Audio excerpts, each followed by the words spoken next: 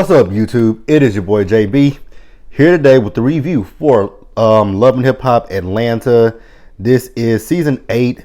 This is a long ass season. This is episode number 16 and it's titled Do Not Engage. So my review this week is not gonna follow my typical review style because this episode was all over the place, so I really couldn't play stuff. So I'm just gonna talk about the episode based on my notes. So without further ado, you guys, let's go ahead and just jump right into the video. All right, you guys. So the episode, it opened up. We see, the salon that Jock has with Sharonda. So Kendra and Jock are at the shop with Sharonda. The shop is caught on fire.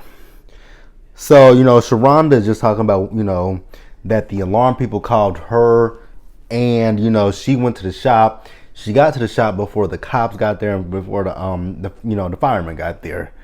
And she went into the shop. She got the fire extinguisher.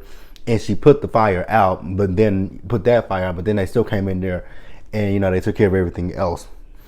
So, and then Jock is like, well, what was the cause of the fire? And she was like, well, they told me that, and I guess where one of the stylists was at her section, she left a flat iron on and it was covered in a towel, I guess she said, and the towel caught on fire. And I'm just sitting there thinking to myself, like, so I get it. At the end of this shift, you're ready to go home. But in an environment like that, where you're around, stuff that can catch on fire, I think you will want to make sure that before you leave for the night, that everything is unplugged, turned off, to avoid situations such as a fire. I look really dark. I don't know why this camera making me look. The lighting is off. Shit. I guess that's better. Not really. This lighting is so weird. But yeah, I would think that you would just want to, make sure your section is good before you dip out for the night. But obviously she didn't. And, shit happens. Stuff comes up. Emergencies happen. So I'm not going to sit there and knock the girl for doing it. Was it negligent? Absolutely. Was it irresponsible? Absolutely. But to come down hard on her, and that's what Kendra was doing. She was coming down hard on Sharonda, talking about Sharonda needs to be professional. And I didn't agree with Kendra, coming at Sharonda the way she did. Yes, Sharonda is the boss, but that would. My thing is, it's like micromanage. You don't have to micromanage a person. You can just be like, hey, y'all. At least maybe 5 or 10 minutes before y'all get ready to close, be like, hey, make sure y'all section is, just be like, make sure your shit is good, and let's get the fuck out of here. Like most jobs do that. Like when you not convenient, but like what am I trying to say? Retail stores. Like in retail stores, like when you have stuff where people come in during the day.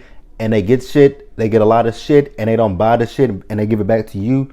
You have to go back and put the shit back. Like, just make sure everything is good before you leave. So, like I said, I just wasn't in 100% agreement with Kendra saying that it was Sharonda's fault, because I just did not agree with that.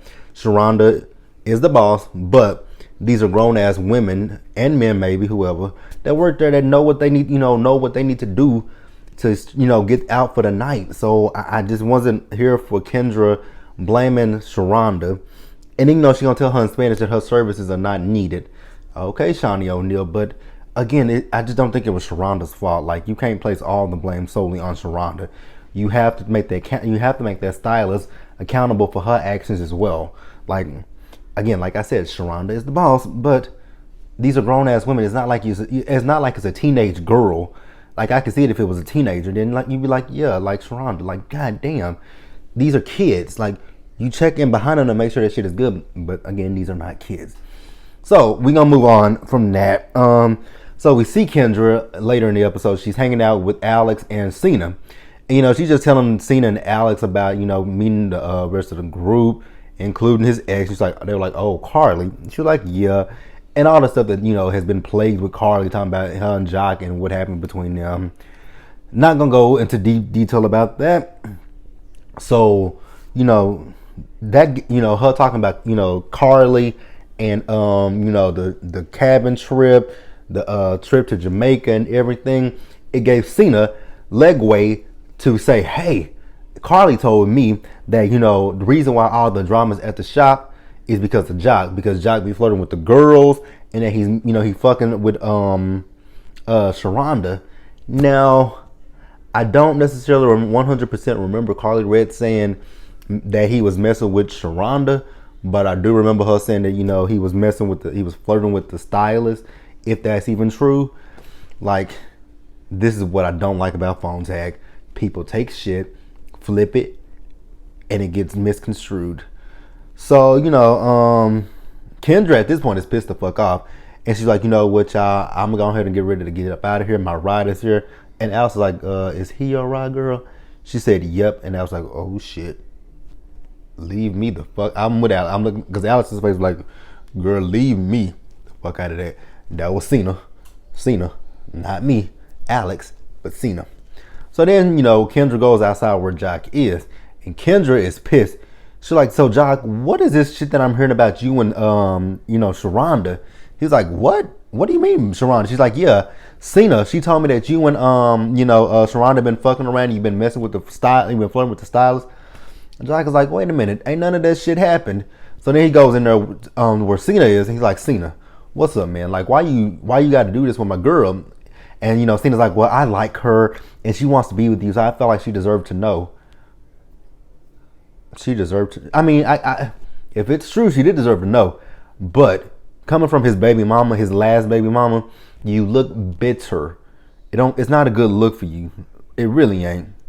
But basically, Jock told Cena, like, mind your fucking business. And I agreed, mind your business. You and that bird, Carly. Y'all need to mind y'all fucking business. Shit. Oh, shit. Now it's too fucking bright. Let me turn this shit down a little bit. But it looks nice, I guess. There we go. That's good. Perfect. All right, so next we got Scrappy. So we see Scrappy. Oh, shit. Oh, shit. Excuse me, y'all. I ain't mean to burp. It just happened. But next we see Scrappy. So Scrappy, he and E-Money, they out having a, good time with each other. They playing basketball. And then they just sit down. So E-Money's, there we go again. Okay, so E-Money's 14th birthday is coming up. And, he basically asking her, like, what she want. She's like, well, for my birthday, what I really want is for my whole family to be together and be at peace. I'm like, oh, you asking for a lot. Girl, not even Santa Claus could bring you that. Like, hell, not even Santa could bring you that. I mean, the man upstairs might be able to bring it to you, but Santa couldn't even bring you that. Like, god damn. You want peace with your mama, your daddy, your stepmama, your grandma, Mama D, your grandma, Mion. Like, girl, you asking for a lot, but, stranger things have happened. So, Scrappy feel the same way that I feel. Like, shit, how is this gonna work? Because, again, he ain't got no kind of communication with baby mama Erica. So, I just don't see how this is gonna work. But we shall see. We shall see. So then next we see Erica. She is having her baby shower for the twins. We see all the girls there. We see we saw Carly there with a nice looking wig. Mimi was there. Who else was there? Mama D was there. Erica's mama was there. E-Money was there. I think I forgot who all I just named. Erica. Well, we know Erica. E-Money. Mion. Mama D. Mimi, Rashida, Carly, and I think that was it. I'm not positive. Can't remember. So, Erica's like, I know we've been talking about the twins this and twins that, but I know your birthday's coming. Like, she's like, what do you want? And she told her something. She told Scrappy, I want my whole family together. And Erica's like, okay, if that's what she want, like, I'm gonna give my baby what she want. I'm like, is it gonna work though? Is the question. Like, that's the $1 million question. So, then we see Mama D. She's talking to Rashida, and she asking her, like, how's your mom? I ain't saw your mom in a minute. She's like, oh, my mom down there at Prest Houston, and she just don't, she don't spend a lot of time up here. She's taking care of that store down there, and she was like, Miss Shirley and Perlin, as Mama D called her. So, she was like, well, my mama be up here pretty soon, and I'm doing this Mother's Day brunch that I want everybody to come to. Didn't they do a Mother's Day brunch like 2 seasons ago? And that shit was like an epic, almost like actually it was. I think it was an epic fail, just like the one's coming up next week. Um. So then we see the girls talking. It was Rashida, Mimi, Carly, and Erica, and they all talking about where's Tokyo at? Like where's Tokyo? Where's Tokyo? Where's Tokyo? Like Tokyo is like the life of the party. But then they like she just moved into a new apartment. Or did somebody say she just moved into a new apartment? I forgot. But they just talking about how Tokyo's the life of the party, and I'm like, so she knows Erica like that to go to her baby shower, or is this something that Mona done cooked up? Like, because at this point, this episode, it wasn't nothing to this fucking episode. This episode was like a filler episode because there was very little in this episode, and then it was all over the fucking place. Like this episode was just every fucking where, and I'm just like, I'm so confused.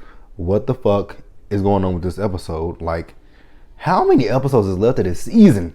We are at 16, and we still have not gotten to the season finale yet. Like, I think it might. A part of me feel like episode 18 might be the season finale. Like, god damn. Like, Atlanta usually ends around the week of. Well, actually, the reunion part 2 is usually always on the week of my birthday. My birthday is 2 weeks away, and we still got Atlanta that we're talking about. We ain't even heard nothing about Hollywood. Well, we've heard some stuff about Hollywood, but unconfirmed stuff about Hollywood. What else? So then Rashida and Carly sitting there talking. So not Carly, but Rashida asked Carly like, "Hey, did you get that invite to KK's book signing, book party?" She's like, "Yeah, I got the invite." She's like, "Are you going?" And Carly's like, "I don't really know if I'm gonna go."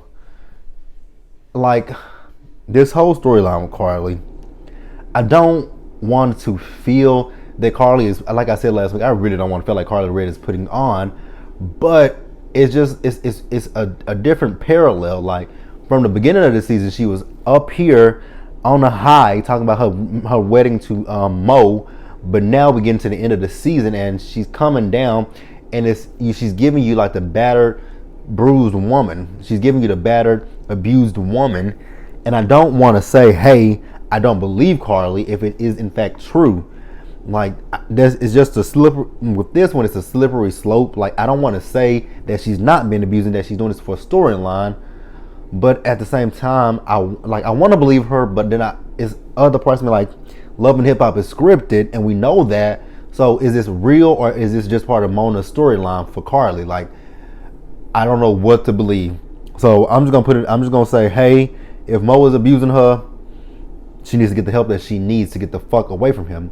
If he's not abusing her, can we dead the storyline? And that's just all I'm gonna say on that one. I'm not gonna go any further. That's all I'm saying.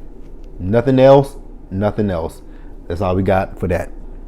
Alright, you guys, so since I was just talking about Tokyo, I'm gonna actually include Tokyo in this. So we see Mimi, Spice, and Sierra. They go over to Tokyo's place. Tokyo has moved to a new apartment, and they just checking up on that girl, trying to see what's good with her. Like, you ain't been around. Like, we worried about you. She was like, I was moving. Like, I'm good. So then, they keep prying, and they get some information from him. She said that her daddy got shot and he had to go to surgery. Then, she was talking about how her grandma passed away, and she didn't get to grieve her grandma because 2 days later she had to go on tour. I'ma shut up. Because I love Tokyo, so I'm not gonna say nothing shady about the tour. She said that. So then they and she's just talking about how she's out there by herself. She don't have no family, whereas they have family there, with the exception of Spice. And they talk about her mama come down there, and they like, when your mama come here, we would love to meet your mama. So that's pretty much it in the bow with that scene with Tokyo. It wasn't much, so we gonna keep it moving. All right, so then we had a scene where we had Shekinah, Sierra, and Spice. They were at a wine tasting, and they catching up with one another. And Sierra tells them she was supposed to go to Kirk and Rashida's that couples, whatever that shit was last week. But she didn't go because she's supposed to go with Scrap, but she stood Scrap up. And the reason why she stood Scrap up is because she's, actually she's playing a game with Scrap at this point. But what else happened? She's talking about how with the glam shop she is renovating it. And then, speaking of her talking about the the event that Shekinah hosted with Kirk and Rashida, this leaves Shekinah open to talk about what happened at that said event. So she's talking about how Akbar showed up there at the event. She got into it with Akbar got into it with her because Akbar's ex and her dated, but she got pregnant by the ex, and I'm like,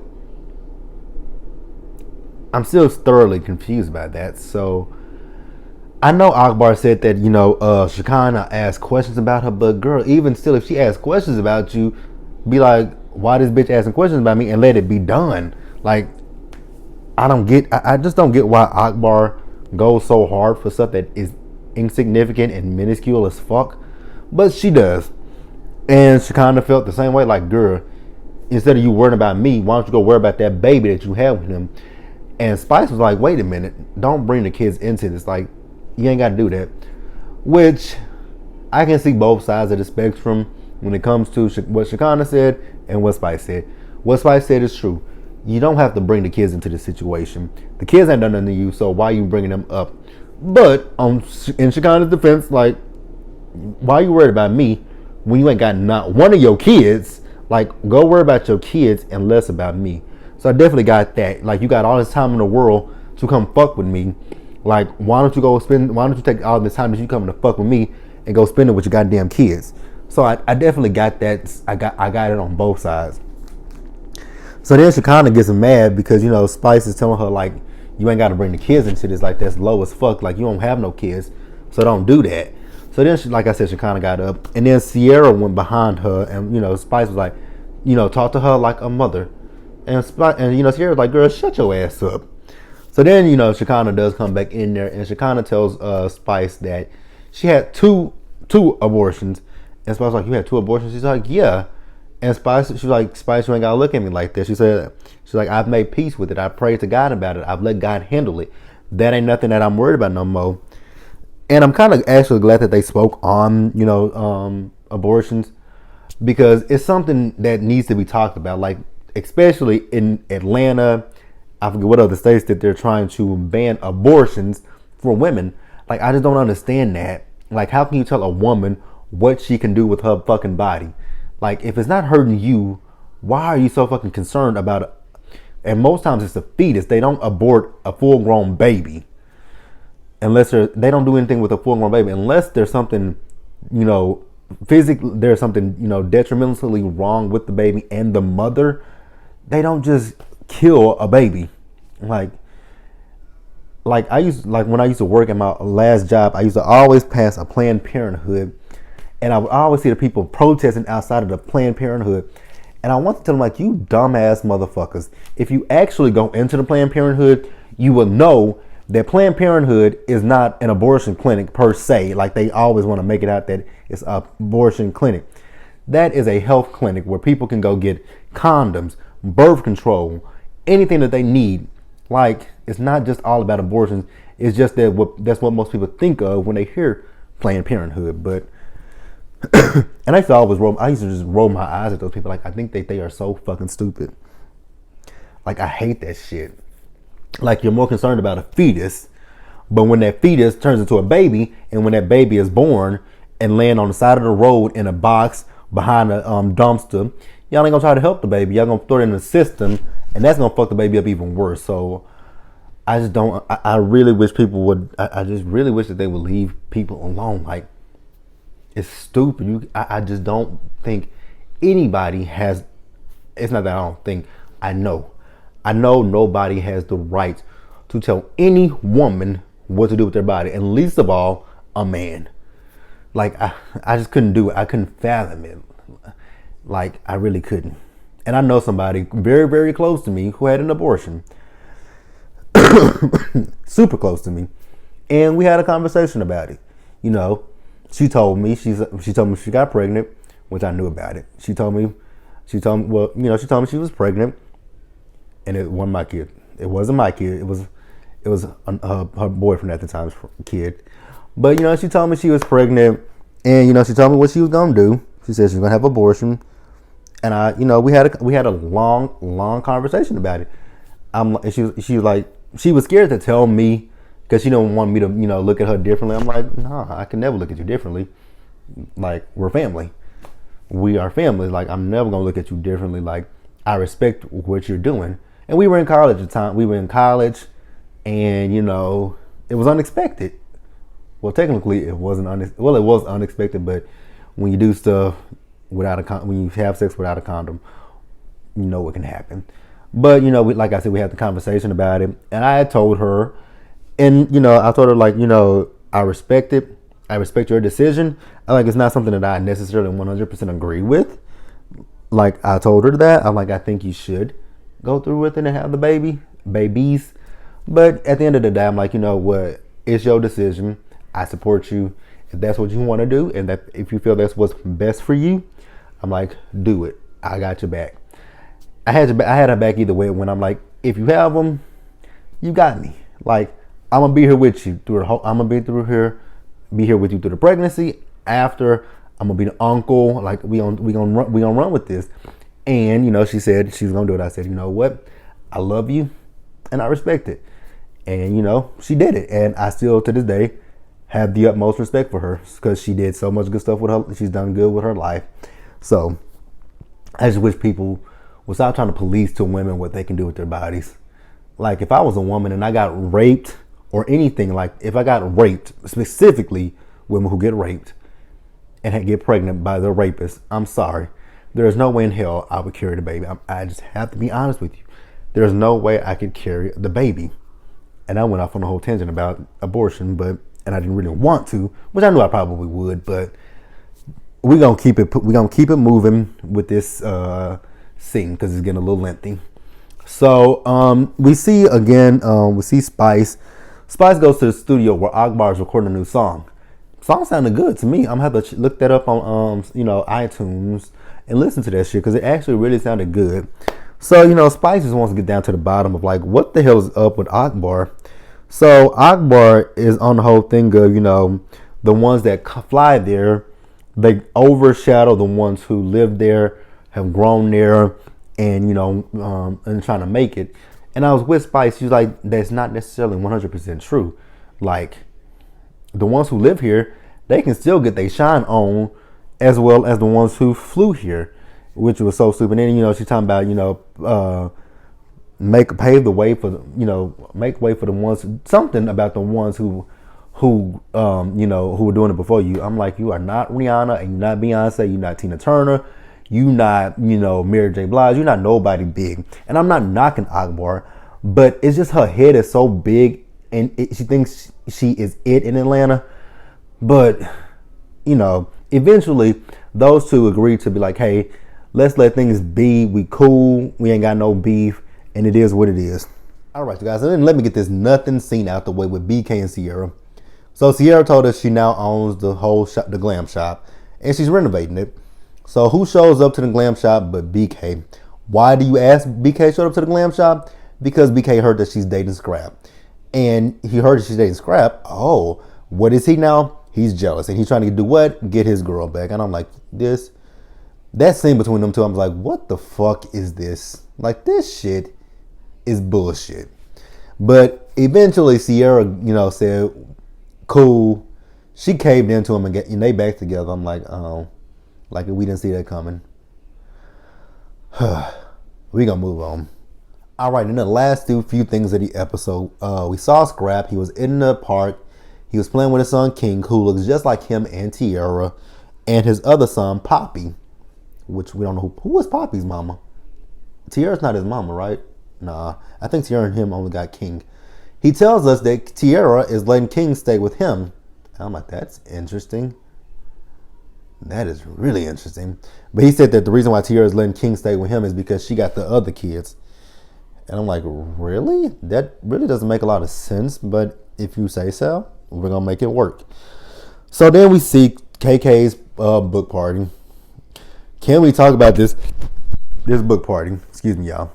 This book party First of all, what did KK have on? And then Mama D's wig, like right here in the middle of her wig, it looked like it was red. It didn't even blend to her skin. I'm like, okay, Mama D, you and KK with these ugly ass wigs.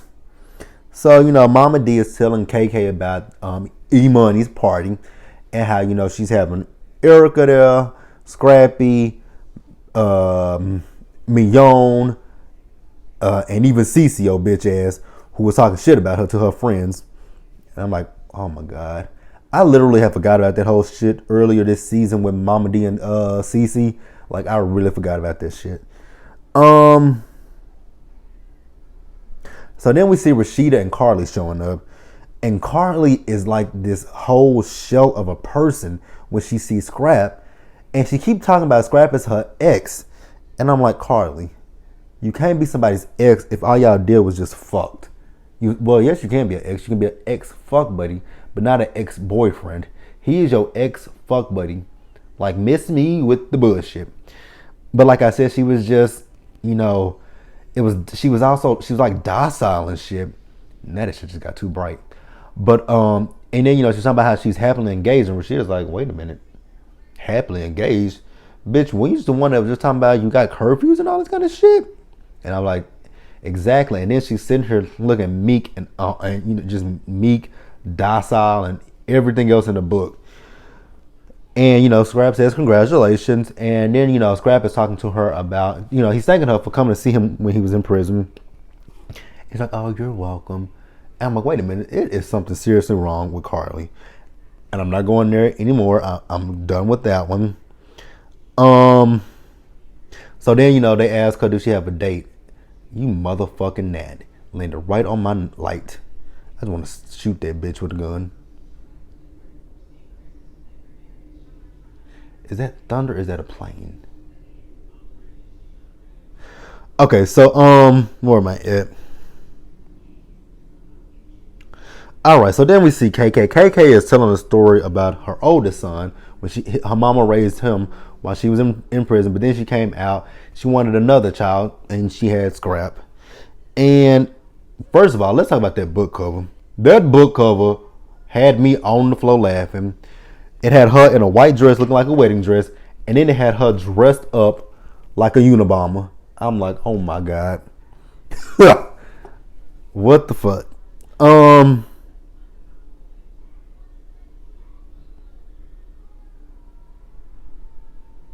Okay, so then Carly decides to leave. She's like, I don't want anybody to see any photo. I don't want any photos of me in the blogs with my ex.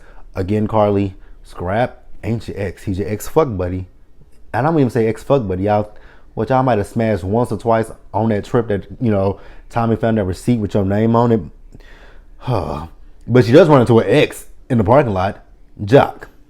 So Jock is just talking to her like, man, what the fuck is going on with you, Carly? Like, why you telling Cena shit and then Cena coming back and telling, Kendra shit? And, she was like, Jock, I don't have time for this. He was like, I respected your relationship. It's like, really? When you talking about that Indian style? He did not bring that up, Carly. It was Kirk who brought that shit up, not Jock. Like, oh God. She actually gave me a headache with that whole scene. Cause I'm like, she is really putting on the front. Like, really putting on for the camera. But Jock is like, I respect your relationship, but you don't respect mine at all. She's like, I like Kendra for you. I really do. But I have to get home. But I like Kendra for you. And he was like, oh, okay, you got a curfew. She's like, Jock. Well, shit, you told it. You the one that said you got a curfew, so what'd you get mad for? Oh, God. So then, it was almost like histrionics. I'm like, what in the fuck is going on here? Like, somebody explain that shit to me. But eventually she does leave. Actually she told him, she was like, it wasn't me, it was Shakana. But then she leaves, she peps up. He said, oh, the Molly must have kicked in. I said, God damn, not the Molly. But it really is something off with Carly. And again, I've already talked about it once, and I'm good on it. But you guys, that was Love and Hip Hop Atlanta. Like the video, leave your comments, subscribe to the channel, and I will see you guys later. If anybody knows how many more episodes we got left of this season, please let me know in the comment section below. Please. Because a nigga is tired. Tired. Tired. I'm motherfucking tired.